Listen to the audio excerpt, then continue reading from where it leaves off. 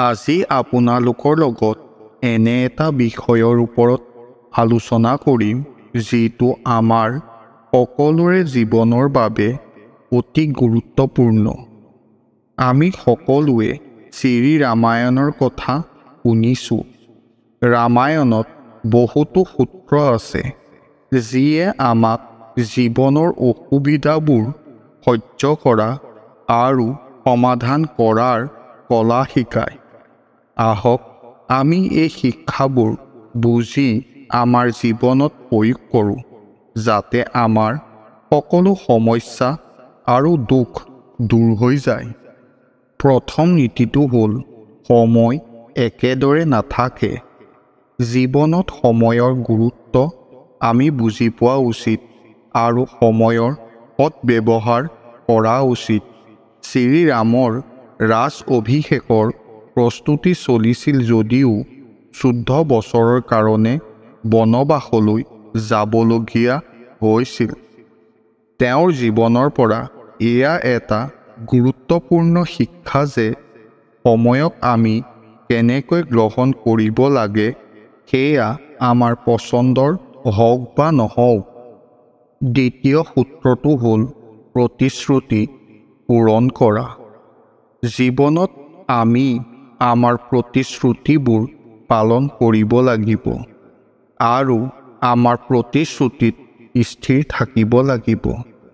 নিজৰ প্ৰতিশ্ৰুতি পালন কৰি শ্ৰীৰামে বালিক বধ কৰি সুগ্ৰীৱক ৰজা কৰিলে আৰু তেওঁৰ সহায়ত সীতাক বিচাৰিলে।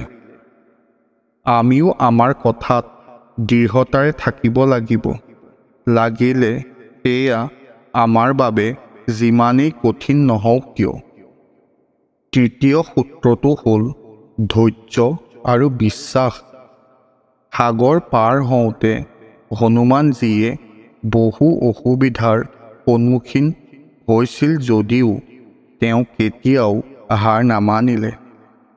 তেওঁ নিজৰ লক্ষ্যত উপনীত হ'বলৈ ধৈৰ্য আৰু বিশ্বাসৰ সহায় লৈছিল। আমি যিমানেই অসুবিধাৰ সন্মুখীন নহওঁ কিয়, নিজৰ লক্ষ্যত উপনীত হোৱাৰ ক্ষেত্ৰত ধৈৰ্য আৰু বিশ্বাস বজাই ৰখা উচিত। চতুৰ্থ সূত্ৰটো হ'ল বুদ্ধিমত্তা আৰু বিবেচনাপূৰ্ণ সিদ্ধান্ত। আমি আমাৰ জীৱনত বুদ্ধিমত্তা আৰু বিবেচনাক সঠিকভাৱে ব্যৱহাৰ কৰা উচিত, যাতে আমি সঠিক সিদ্ধান্ত ল'ব পাৰোঁ আৰু ভুলৰ পৰা আঁতৰি থাকিব পাৰোঁ। মন্থৰাই তেওঁৰ কুটিল পদ্ধতিৰে কইকেয়ীৰ মন ভুলাই ভুল সিদ্ধান্ত ল'বলৈ বাধ্য কৰাইছিল। আমিও আমাৰ জীৱনত বুদ্ধিমত্তাৰ সঠিক ব্যৱহাৰ কৰা উচিত, যাতে আমি ভুলৰ পৰা হাত সাৰি সঠিক দিশত আগবাঢ়িব পাৰোঁ। পঞ্চম নীতিটো হ'ল অহংকাৰ নকৰিব। আমি আমাৰ শক্তি, ধন সম্পত্তি আৰু সামৰ্থ্যক লৈ গৌৰৱ কৰা উচিত নহয়।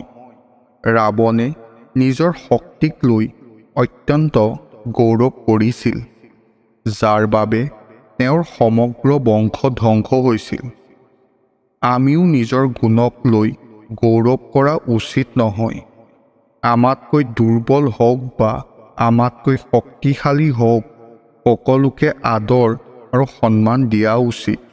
এই সূত্ৰসমূহ জীৱনত কাৰ্যকৰী কৰিলে আমাৰ সকলো সমস্যা আৰু দুখ দূৰ হ'ব পাৰে। আমি সময়ৰ গুৰুত্ব বুজিব লাগিব, কথা পালন কৰিব লাগিব, ধৈৰ্য আৰু বিশ্বাস বজাই ৰাখিব লাগিব, বুদ্ধি আৰু বিবেচনাক শুদ্ধভাৱে ব্যৱহাৰ কৰিব লাগিব আৰু অহংকাৰ কৰিব নালাগিব। এই সূত্ৰসমূহ গ্ৰহণ কৰিলে আমি আমাৰ জীৱনটোক সফলতাৰ উচ্চতালৈ লৈ যাব পাৰোঁ। যদি আপুনি এই ভিডিঅ'টো চাই ভাল পালে, তেন্তে ভিডিঅ'টো লাইক আৰু শ্বেয়াৰ কৰক আৰু এনেকুৱা ধৰণৰ ভিডিঅ' পাই থাকিবলৈ আমাৰ চেনেলটো ছাবস্ক্ৰাইব কৰি লওক।